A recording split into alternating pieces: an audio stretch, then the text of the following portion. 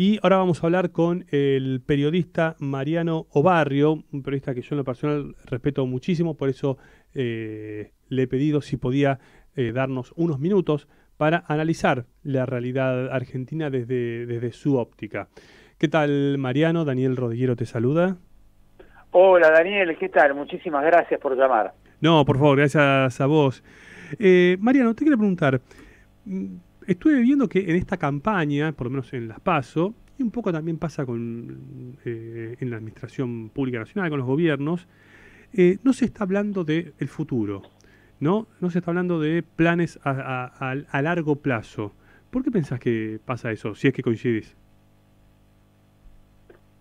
Perdónate, no te escuché la última parte de la pregunta. Claro, decía que en las propuestas de campaña de los partidos está Sí, ausente la idea de futuro, de políticas a largo plazo. ¿Por exacto. qué pensás que pasa eso? Sí, coincido totalmente. Hay una falta de agenda alarmante en la clase política y en los partidos políticos. O sea, es que lo único que yo escuché hablar de planes o de medidas, pero son medidas sueltas, no Sí, eran un plan de medidas muy concretas, fue Florencio Randazzo. sí. Eh, bueno, uno puede estar en desacuerdo, yo con algunas cosas por ahí me parecen insuficientes, pero fue el único que formuló o intentó formular medidas concretas. Mm, Después, Juntos por el Cambio, vos lo veías y apelaba a lo que apela Juntos por el Cambio, que son los eslogans, las frases hechas, vamos a mejorar la educación, vamos a cuidar que todos los chicos vayan a clase, bueno, todas esas cosas que son generalidades, ¿no? Y el Frente de Todos se perdió en una agenda vinculada a los eslóganes como, por ejemplo, la vida que queremos, o las frases desafortunadas que profirió Victoria Tolosa Paz. Entonces, es cierto, faltó una agenda de futuro, faltó una formulación de un plan de futuro. En la Argentina se necesita discutir el futuro laboral de los ciudadanos y sobre todo de los excluidos, ¿no? De las grandes masas de excluidos y cómo capacitar, cómo insertarlos en el trabajo, en el sector privado, grandes planes de capacitación laboral para poder insertarlos en la futura producción que tiene que ver con la economía 4.0, con la cuarta revolución industrial, mm, y de eso no se habla. Te hablan de títulos, son títulos, por ejemplo, vamos a convertir a los planes sociales en trabajo. ¿Cómo? ¿Con qué instrumentos? ¿Con qué herramientas?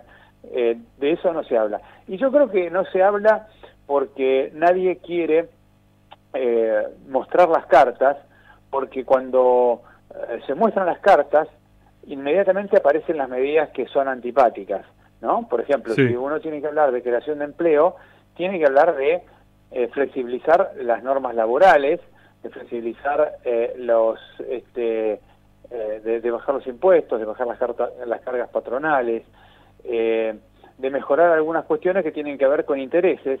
Entonces, para no enfrentarse a esos temas, resulta que no se hablan de los temas de fondo. O tal vez también nadie quiere decir que hay que reducir los planes sociales, porque entonces consideran que mucha gente puede dejar de votarlos porque recibe planes sociales. Pero no se trata de eso, se trata de sustituir planes sociales por planes de capacitación y de trabajo efectivo, ¿no? mm, Entonces hay como un temor por parte de la clase política a decir lo que tiene que decir. Entonces finalmente las campañas terminan siendo campañas efectistas, ¿no? Campañas de frases altisonantes, de frases tendientes a buscar el voto joven con referencias a la marihuana, referencias al sexo, referencias a la vida cotidiana que le importa, supuestamente le importa a un joven. Yo no creo que a todos los jóvenes les importe que le digan cómo se tiene sexo en el peronismo y esas cosas, pero la verdad es que se ha formulado una campaña bastante, por decirlo de alguna manera, digamos, decorosa, bastante, digamos, pava, ¿no? sí. Una campaña con frases pero muy superficiales, banales. Claro, ahora no, cuando a veces escuchamos dirigentes, a funcionarios, que cuando, por ejemplo, piden más presupuesto para seguridad, por ejemplo, dicen, bueno, pero si damos más presupuesto a seguridad, le tenemos que sacar a quién, a la salud, a la educación. O sea, nunca se habla de, ¿y si agrandamos la torta? O sea, si hay más, si fomentamos la producción, un poco lo que estabas hablando recién, es como que producir más, trabajar más, es como que es tema que no está sobre la mesa, ¿no? Nadie tiene en la cabeza la idea de crear riqueza. Y los que supuestamente la tienen, que deberían ser un partido de centro, derecha, como, o supuestamente centro-derecha, como Juntos por el Cambio, que en teoría tienen mejores propuestas económicas, Sí. en teoría, tampoco saben formular cómo se va a crear riqueza en la Argentina. No hay una formulación concreta con un plan determinado, detallado. Por lo general las campañas las hacen los publicistas y los publicistas dicen, no, deja de eso, no hables, porque eso la gente no lo entiende. Claro. Y la verdad es que la gente entiende mucho más de lo que la gente o de lo que los publicistas plantean. Si vos la ves a María Eugenia Vidal, vos, o al propio Diego Santilli, vos ves que hacen frases que son generalidades que cualquiera podría suscribir. ¿Quién no va a decir que hay que, digamos, mejorar la educación o llevar a todos los chicos al colegio o garantizar la libertad o frenar los avances del avasallamiento institucional que formula el gobierno? Todo eso es totalmente suscribible por cualquiera, pero nadie habla de cómo agrandar la torta, de cómo generar riqueza. Claro. Y vos fíjate que, no quiero hacer autorreferencia, pero yo desde mi rol de periodista empecé a tratar de hablar de esto con un grupo de personas, lo llamamos Movimiento por los Valores de la Argentina, porque creo que para generar riqueza lo primero que hay que recuperar son los valores valores de la cultura del trabajo, el esfuerzo, la meritocracia, el respeto a la ley, la amistad social, el final de la grieta. Y eso nos llevó a empezar a hacer conferencias con cámaras empresariales, con empresarios, con economistas, a plantear cómo se puede hacer un plan para capacitar a millones de personas sobre la base de las demandas que va a tener el futuro.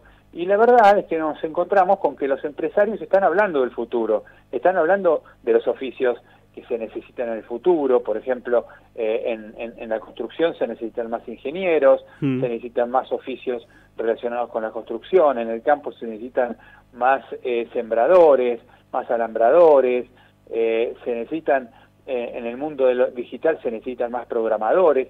Todo eso los empresarios lo tienen identificado, pero la política no hace el linkeo con el empresario para decir, bueno, a ver, todo lo que necesitan ustedes, ¿cómo se lo podemos brindar? ¿Cómo podemos hacer para que esos planes de capacitación sean efectivos y no seguir capacitando con planes armados en universidades de teorías sociales muy extrañas, en donde solamente capacitan oficios de baja calificación laboral, como si el pobre siempre estuviera obligado a ser pobre?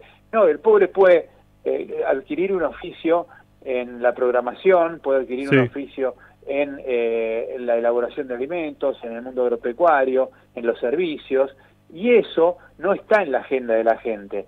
Entonces hay que armar un plan de capacitación laboral sobre la base de los millones de personas que hoy cobran planes sociales, y en función de eso armar, digamos, los cursos de capacitación y cuáles van a ser los empresarios que van a adoptar ese futuro capital humano. Y todo eso no está en la agenda de la política. Lo tenemos que hablar en la sociedad civil, porque la política está en los discursos de campaña, en los discursos de marketing. Ahora, siendo un poco más profundo, lo que yo veo es que hay como un distanciamiento, como que en gran parte de la sociedad ven con malos ojos al empresario, y que pasa con un buen auto y dice, ¿y este a quién se la robó? Y este a quién, o sea, nunca es fruto del trabajo, siempre es por dónde la hiciste, digamos, ¿no? ¿Por qué pensás que pasa eso? Porque hasta yo veo que hasta muchos empresarios se auto llaman emprendedores porque da mala prensa decirse empresarios. ¿Por qué hay este rechazo a la gente que le va bien y que puede generar trabajo? Yo creo que este rechazo está fomentado por un sector de la política, básicamente por el populismo, que que bueno, hoy está insertado en el peronismo, ¿no? No todos los peronistas son populistas, ni todos los populistas son peronistas, pero hoy el gobierno que, digamos, que tiene, digamos, bajo su control el poder, tiene políticas populistas, y entonces el populismo básicamente consiste en el uso indiscriminado de los recursos del Estado para tratar de buscar un ficticio bienestar en la gente y echarle la culpa a los empresarios, a los privados, de la desgracia de los pobres, ¿no? Como es un discurso confrontativo, es una estrategia confrontativa que busca, como decía Ernesto Laclau, la teoría del conflicto permanente para la acumulación del poder. Entonces hay una gran propaganda en contra del sector privado, en contra del empresario, por más que a veces el empresario es un empresario que sale de los sectores humildes y que se transforma en productor, que tiene a su cargo 5 o 6 personas o 10, sí, que realmente la hizo trabajando, y eso es un empresario también. Entonces se demoniza al empresario para tratar de producir una dicotomía social, un enfrentamiento social, una división, una grieta, que le repercuta en mayor poder al político de turno. Es decir, la polarización contra el empresario, como el empresario no se lo puede votar, el empresario es el demonio, es el mal, vótenme a mí que yo los voy a salvar de estos truanes, ¿no? Entonces, esta es la mecánica por la cual se demoniza, y mucha gente, lamentablemente, que no tiene la formación o no tiene la información, cae en esa mentira, pero yo creo que es cada vez menos la gente que la está creyendo, porque la gente se está dando cuenta de la mentira, y si no, miremos los resultados de las elecciones, ¿no? Claro. El populismo perdió con 31 puntos, es decir, el populismo tuvo la adhesión del 31% frente al 47% que lo había votado hace 2 años, y las políticas o los partidos que ofrecen una alternativa al populismo obtuvieron alrededor de 65 puntos, si uno saca a la izquierda de ese lote, 65 puntos. Está por hablar Alberto Fernández, que quizás haga anuncios económicos, esto te lo digo como apunte, ahora en este momento está por empezando. Estamos viendo las imágenes. Bien, te dejamos y solamente te hago la última. Quien se quiera comunicar con el Movimiento por los Valores de la Argentina, ¿cómo puede hacerlo? Bueno, a través de mi Twitter, a través de mi Facebook, se puede hacer, Mariano Barrio, mi Facebook, mi Twitter @MarianoBarrio, digamos, y a través también de mi teléfono. Yo te puedo dar mi teléfono ahora mismo, 154-403-1668. Bien. Lo tiene medio país porque, bueno, mucha gente me llama. También lo puedo hacer a través de mi teléfono. Todavía no tenemos vías más institucionales porque todavía no estamos tan organizados, estamos en plena organización, pero ya mientras nos vamos organizando vamos generando cosas, reuniones, digamos, estamos generando una página de internet, así que creo que, digamos, por todas esas vías es posible comunicarse. Bien, muchas gracias, Mariano. No te robamos más tiempo, te dejamos. No, por favor, gracias a vos, un placer. Chao, gracias, hasta luego. Bueno, adiós, Daniel. Fue Mariano Obarrio, periodista de reconocida trayectoria, y les vuelvo a repetir, para los que quieran sumarse al movimiento que de alguna forma encabeza el periodista Mariano Barrios, el Movimiento por los Valores de la Argentina, lo pueden hacer llamando, como dijo él, a su teléfono personal, que lo repetimos, es el 11-4403-1668, o si no, al Twitter, por ejemplo, del periodista, que es Mariano Obarrio, @Mariano Obarrio, digamos, ¿no? Así que, bueno,